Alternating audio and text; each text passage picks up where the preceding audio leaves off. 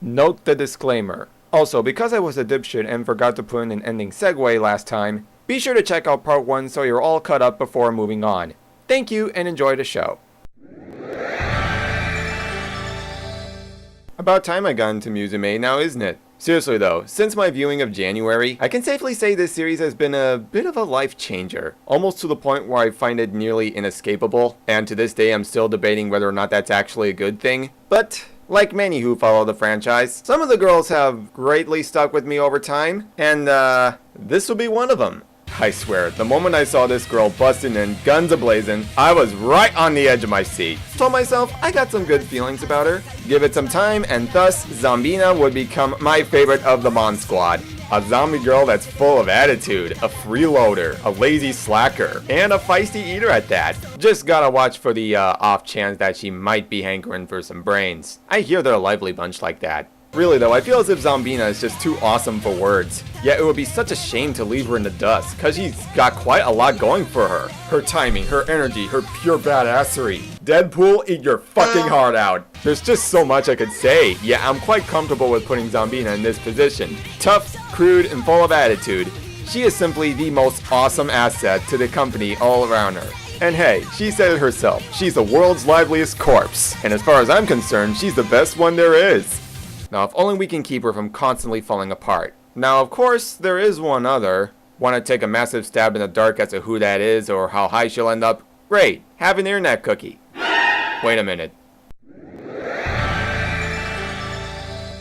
For those of you wondering, here's my rundown. Shantae, the game series, is excellent. Shantae, the character, is pretty sweet. Nice girl, really. But damn, that risky boots be something else. By now you probably noticed a recurring theme with me. There's the off chance of me getting the most admiration out of the baddest girls out there. And Risky Boots is a very viable case in this category. Anyway, Risky be the main baddie of the Shantae series. With her trusty Tinkerbats on deck, this lady be on top of the world, claiming what she wants on the double. And whether she's stealing magic lamps or using the Tinker Brain to rule the Genie world, of course! Risky Boots is a force not to be reckoned with. Though what really intrigued me is her development throughout Pirate's Curse, as the history with her former master gets pretty steep as the game progresses. In fact, I really owe it to Pirate's Curse for hooking me on to Shantae to begin with, as I really found myself getting into something distinct, unique, and really fun in the long run. And for as long as I live, I'll always honor Risky Boots as a worthy antagonist and a surefire catch any day of the week. You can bet I'm looking forward to that risky edition coming to Half Genie Hero, and rest assured I'll be playing the shit out of that firsthand. She is a keeper. And I mean that in the best possible ways, please don't kill me. This might be a bit of a surprise to you guys, but Bandicoot Island is where I initially started watching Total Drama again. Don't get me wrong, Revenge of the Island was alright, and Total Drama All-Stars... yeah, we don't speak its name. But back on point, this is the portion of the series where I was really intrigued, and I was glad to have checked it out when I did. We got some pretty good contestants here and there, like this dark mastermind over here, that Warcraft wannabe, I think, I don't know. These two sisters I can barely tell apart, that dark Australian chick, you know their kin. For the most, they were pretty interesting. Some stood out to me, others didn't. But it's time I address this. If I didn't give Bandicoot Island a shot, I ultimately would have missed out on this special contestant.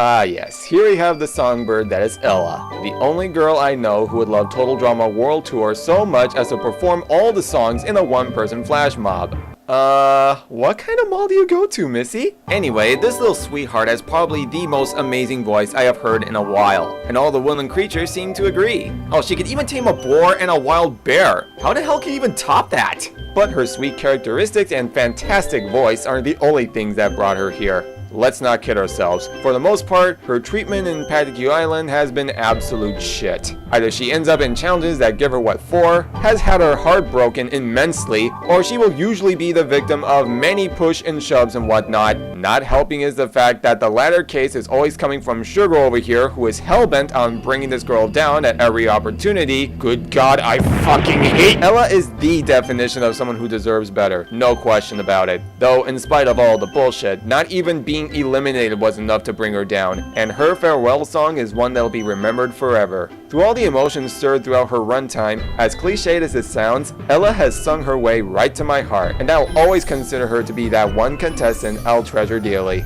Now, if only I can afford some singing lessons. I mean, really, have you heard me lately? I don't know what everyone wants me to be. I only know just how to be me. Embarrassing, isn't it? Oh, I'm not done with this bad boy yet. Okay.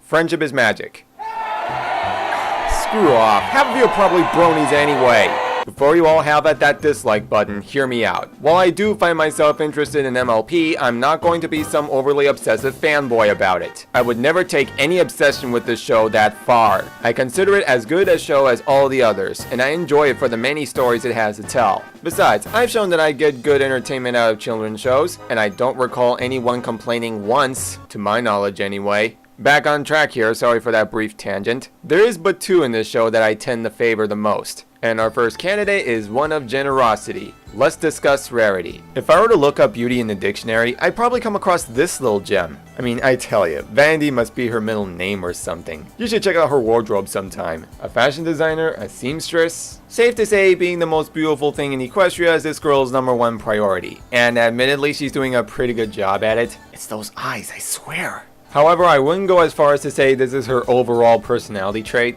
When it comes to her friends, she definitely sticks by him through and through. At the risk of sounding punny, she has her shining moments. No doubt about it. And you can bet she would definitely pull through in a bind. Did I mention she has pretty good fighting skills? Because she surprisingly has pretty good fighting skills. Though in the midst of her extreme off days, all I can say is no need to try so hard. As the saying goes, beauty is only skin deep. Your greatness is so distinct and make even the most valuable of crystals look like a dime a dozen. Heck, it's getting to where I'm beginning to see what Spike sees in this girl. Is that normal? Rarity I consider to be a rather glamorous pick, has a great eye for her skills, and the generous title she holds is unmistakable.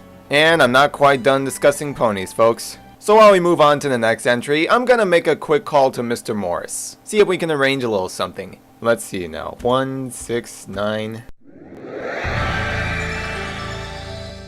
Delving further into the magical world of ponies, we gotta discuss that iconic lovable Pinkie Pie. Talk about life of the party! Now, ignoring the much darker side of the internet, which we won't be getting into, Pinkie is that cute little ball of energy that just longs for the day by bringing joy into everyone's lives, and she's got a lot in store to do so. Her zany antics and general shenanigans have been a pure gutbuster, and all the while I simply cannot stop smiling. I mean, if I'm ever having a bad day, she'd be my go-to gal. I mean, there is nothing she cannot do to turn that frown upside down. And this legacy has even gone so far as to make it into the realm of Gmod.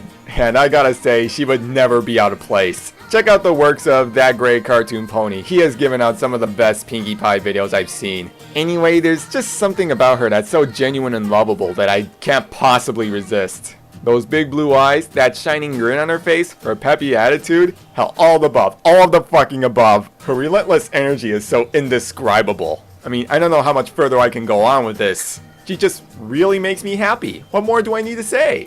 I'm just gonna jump right in and say Pinkie Pie will always be best pony in the eyes of yours truly. The end. Alright, little buddy, you've done your job. Off you go. Well, 5 more to go. Let's really kick this party off. Oh, I probably shouldn't say that. Alright, think man, think. I have so many candidates for this list and I don't know if I can be able to fit them all in. What to do here? Ah, just the thing. So, let's talk Skylanders. I know, how dare I, just bear with me, okay? It's no surprise that I look onto this series in a more positive light, and as such, with such a vast, gigantic lineup of characters, there's bound to be favorites here and there. You get goodies like Camo, Eruptor, Wrecking Ball, Warnado, Frino, and the like, but when it comes to its cast of females, believe me, it gets interesting. That said, what results of this is this major tie, probably the only one we're gonna see on this list. If I were to put them all individually, they take up a pretty good chunk of space, and would really bring the variety I wish to offer in this list down a couple pegs. And I really feel this is the only way I could do all of these girls justice in one fell swoop. Nightfall was rather intriguing as a supercharger. Her combat seems to be alright, and let's face it, I'm a sucker for the dark and mysterious ones. Sprocket has always been loads of fun, whether she's whacking punks around with a big ass wrench or just shooting them down in a tank. Also, thank you Imaginators for giving this girl her own little minigame. That was a blast to go through. Fun stuff. Splat is one of those characters that is just what the doctor ordered. Hell, as an artist myself, she fits right in with me. And her playstyle just holds up as well as I hoped. Not to mention how cute this sweet young thing is. Just look at her! The Trap Masters, Nightmare, and Gearshift were rather outstanding in my eyes. Nightmare, being a later entry in Trap Team, was a really nice introduction to the dark element, so I thank her for reeling me in and blowing me away with what she offered. And Gearshift, having been there from the start, was the first girl Trap Master I've come to love, and pre-ordering Trap Team was the best decision I've ever made, cause she turned out to be, well, she said it herself. Technically speaking, I am awesome. Roller Brawl for an undead Skylander was just that slice of life I could easily get around, and man was I grateful to see her as a supercharger. She be looking good. Tidepool and Aurora are both those female senseis that just hits all the right marks with me. Though with Tidepool, all I really have to go with are assumptions, because at the time of recording this, she is yet to be released, and I want to put her on here just to be safe, and goddammit Activision, the way it's just killing me. I need this in my life so much. Okay, that's enough sugar for you. Sorry about that. Really got high hopes for you, girl. Meanwhile, this sweet young thing known as Aurora is hands down the best sensei in the Imaginators, period. Not only will she make speedrunning through levels much more of a breeze, but her sheer power just can't be beat. Much love. Hex has always been so enchanting, and since Spyro's adventure, she's been such a fascinating addition to the undead class, though I'm really glad my appreciation for her grew over time, as she's now my favorite to come out of this original lineup. Also, major props to Skylanders Academy for giving Hex some time in the spotlight. This is just what she needed. And to top things off, Chill was a rather special case. I've grown to admire her even before Giants came out, as when she was first revealed during the days of E3 2012, I had high hopes for her, and seeing how she made this list, you can clearly guess how well she held up for me. Her gameplay's fun, it's always a blast using her narwhal, her ice walls are ice cold, and I'm glad to see she even has a Lycor in Series 2 edition before they ultimately stopped with the reposing of previous Skylanders. Chill, you are the coolest of the cool, and I don't care one bit how corny that pun was. Be seeing you all in Skylands, ladies. Can we talk about Crash Bandicoot for a moment, please? Namely his adorable sister? Sorry if you were all expecting Twana to be here. While she is pretty smoking, I can't say I see much in her as a character. So that brings us to Coco. In fact, I consider her to have even more of a character, and I'll explain why. So Coco is Crash's sweet little sister, always there to aid him whenever the time and place calls for it. You know, aside from this moment where she straight up tells Crash to bring her laptop battery in the middle of the fucking jump. Her levels in Crash 3 were always fun, whether she's riding on the Tiger Pura or shooting down baddies in aerial combat. Not to mention she gets to fight off one of the bosses as well. Awesomeness. Playing her in Wrath of Cortex was alright, nice to see her on foot this time around. And whenever I'm in a good mood for a race, Coco will always be an easy pick. As time went on, I think it's her caring nature and her surprisingly good intelligence that brings her so high up for me. As someone who's always behind her laptop, Coco seems to know her stuff pretty well, and when things get steep, she'll always step in. Isn't that right, Cortex? My crystals! Which reminds me, as much as I love TwinSanity, it really baffles me as to how little Coco is involved. I understand they had a lot planned for this title and had so little time to work with, but it's like they just threw her in the sidelines like she was nothing. But that's really just more of a nitpick if anything. Also, unpopular opinion, I happen to enjoy Debbie Derryberry's work as Coco. I don't know, after a few years it just clicks with me. Whether it's making me laugh like Crash Tag Team Racing or simply lifting a smile with other performances. I know this is a voice that doesn't sit well with some, but for me it's just, well... Cocolicious! Exactly. Yep, from humble beginnings to the multi-platform generation of the series, Coco Bandicoot is hands down an all-time favorite, and I look forward to witnessing her full glory in HD when Insane Trilogy comes around. Gonna be worth the wait. Bandicoot power!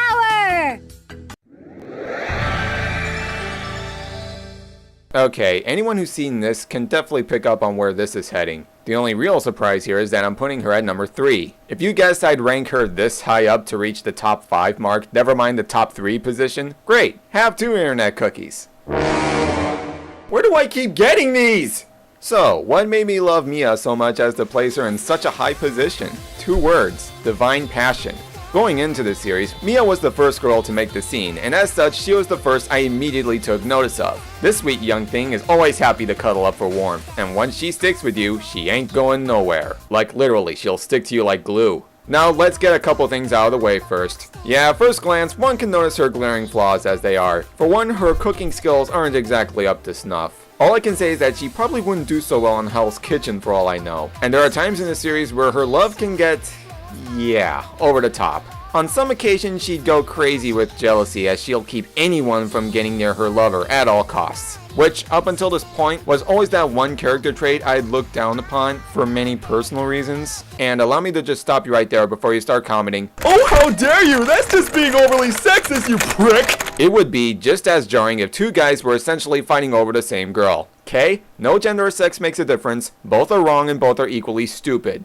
But, can we just put all that aside for a moment? Just for a moment, please? Here's what brings Mia so high up for me. You know what I was getting at with that divine passion? Well, when I put all those negatives aside, it really shows. Believe me. The love she gives just feels all the more special the more I go on with the series. And the further I progressed, the more I felt myself actually connecting with Mia. And you know, I think I just came to a conclusion as to why that is. The first episode is really all I need to address. I'm not just looking at her for the snake everyone sees and fears her as. Rather, I look upon her as the sweet, charming, beautiful girl I know her to be. Just one look at those shining golden eyes is all I really need. All this combined with the fact that I see Monster Musume as a series where I just put myself in the main guy's shoes, and yeah, that pretty much sums it all up. So to make it short and sweet, I never thought Mia was that bad at all, really. Perhaps she just needs her some love. Oh no. Whoa! I think my heart just stopped. Alright, say it with me now. Hi, I'm Daisy. Make of it what you may, folks, but I've always loved Princess Daisy to death. Sure, Peach is just so precious, and the amount of love Rosalina gets is incredible, but there's just something about Daisy that stands out the most for me. The best way I can describe her is no matter the time or place, whatever event's going on, she'll always be there. Go-kart racing? No problem. Party going on? You know she'll be there. Olympic Games going on? Hell yeah, sign this girl up. Super Smash Brothers? If only. We all know Princess Daisy originated from Super Mario Land, and since her return in Mario Tennis, the amount of spin-off games she's appeared in has been astronomical. And I really gotta praise Deanna Mustard for bringing such life and energy into the princess here. Say what you want, I love me a girl with some pep. No matter the game, you can guarantee she'll be my pick right on the spot. Whether I'm viewing her in games I've yet to play such as Mario Strikers, or I'm driving around with her in Mario Kart 8 and the like, I'm always having a rip-roaring time with the Princess Daisy. And you know, it just hit me. I think what really makes me show much love for Daisy is just the fact of how underappreciated she seems to be in the Mario community. Yeah, there's some people who cut her some slack now and then, but for the most part, no matter where I turn to, everyone just always seems to have a vendetta against her. Whether it's from her voice alone or how quote-unquote lazy and stupid she is. Really? I mean, come on. Have you seen the way a good portion of this fandom treats this poor flower? No respect. At least with the Reason We Are Daisy movement, this seems to be shedding some light on the character, and I'm more than grateful to see that I'm not alone here. And yeah, I'm really happy to see all the love and support she gets. Whether it's the aforementioned We Are Daisy, or the fact that she has her own amiibo now. And this is one I shall treasure always. You get opportunities like this, maybe once in a lifetime, but you gotta savor every bit of it.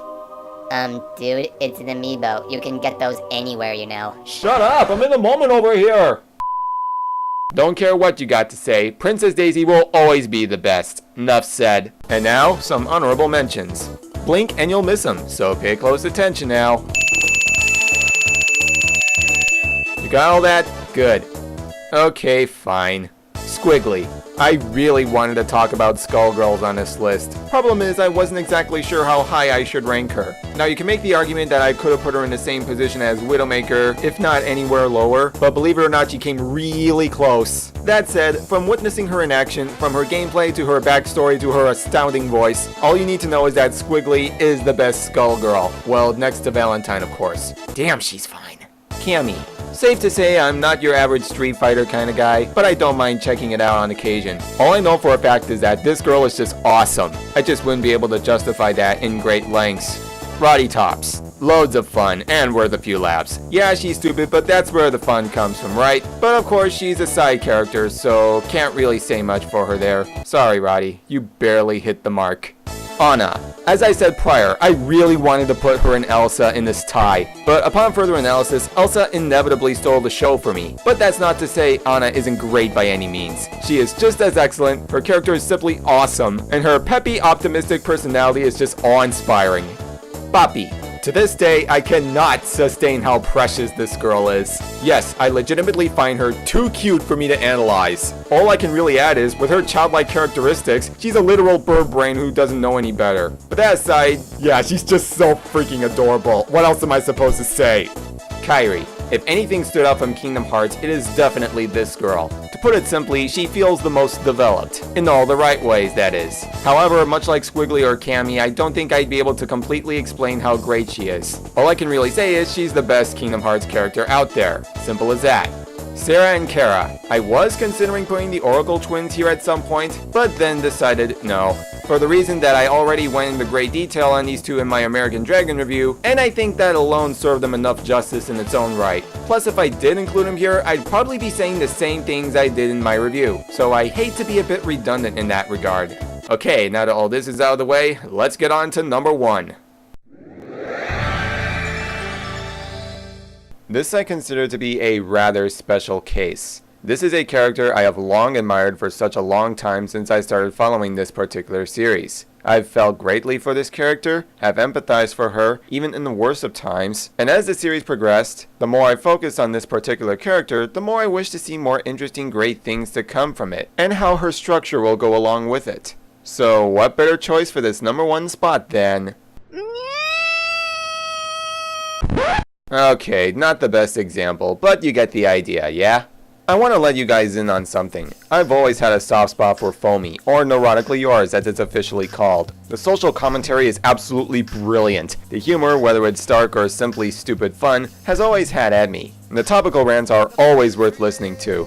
And even when the series got a reboot and a change of art style, it still came out with some pretty stellar stuff. But to me at least, the one thing that makes this series all the more special in my eyes is the inner struggles of the iconic girl, Germaine. I've been watching Foamy for nearly 7 years now, and I can tell you for a fact that the felt I've had for this woman is something else. She had to deal with a lot, and I mean a lot, in her lifetime. She has been harassed and abused either sexually or brutally, had multiple personality issues, has let herself go, and has even broke down to the brink of insanity, whether it's all from the everyday life surrounding her or the typical shenanigans of her squirrely companions. Just to name some of the most notable things off the top of my head. Believe me, the shit this girl had to put up with is astounding.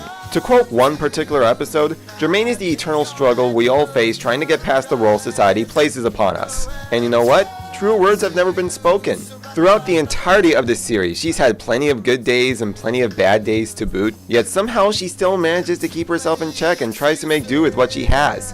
You know, like an actual human being. And you know it's really saying something when all of this amazing development is coming from a series with talking squirrels and boobs galore. Guess it's really all about reading between the lines and actually paying attention. A lesson I'm sure only like 20% of the people watching will ever learn, maybe 10 or 30 at best. From the very beginning, it was clear that Germaine had a special passion for her poetry, and her ambition to become an aspiring writer has never been more clear as time progressed in the series. And you know, even with the more recent events, such as this 3-parter of which I'll link in the description for those who want to see, the end result is surprisingly baffling, but in a way that really gets you hooked. Never would this series treat you like an idiot for all those feelings it's given you throughout the years. And to the man himself behind all this, I want to give a personal shout out and my humblest of regards. Thank you for not only giving us what is perhaps the best web series ever put on the internet, but for all the laughs, the tears, and the feels you've given me with Germaine for the past 7 years of viewing. I highly doubt the guy himself will ever actually see this, but in the off chance that he does, I wish him the best of luck in his future endeavor, and I hope this summary is just enough to make his day. And, P.S. If you can keep me in touch with the woman behind the goth herself, I just die happy on the spot. Throughout this list, we've seen characters that make me smile, like Lindsay and Pinkie Pie, those I deem awesome, like Zombina and Daisy, or even those I've had a special bond with, such as Elsa and Mia. But it's paying attention to subtle details like this that separates Germaine from all the others, as well as Neurotically Yours from pretty much everything else I've ever seen in my life. Trust me, when you really get into it, you'll know what I'm talking about. But for all these reasons, I cannot see Germaine in any other position than my number 1 favorite female character of all time, and will remain to be so for as long as the series lives on. Whew. I knew this would take a lot out of me. So that about does it, guys. What would you make of this list? Any you agree with? Any you disagree with? Any of which is fine. This is all just my silly opinion after all. What would your list look like? Who would be the girl characters that tickle your fancy? As always, any feedback and support helps, and please be constructive. I'd hate to feel slighted or Lord knows whatever else is gonna come from this. So, thank you for watching. And that's the end. Oh man, what a crazy dream that was. There was this big list of girl characters I like and Hi! I'm still dreaming, aren't I? Thank you for watching this 2-part special. Really hoping this was well worth the 2 months it took me to put this whole thing together. And hey, I can upload longer videos now, which is awesome, of course. So now, I'm gonna go take a nap, rest easy for a couple of days, and then head to another major project somewhere down the line. A guy's work is never done, I swear.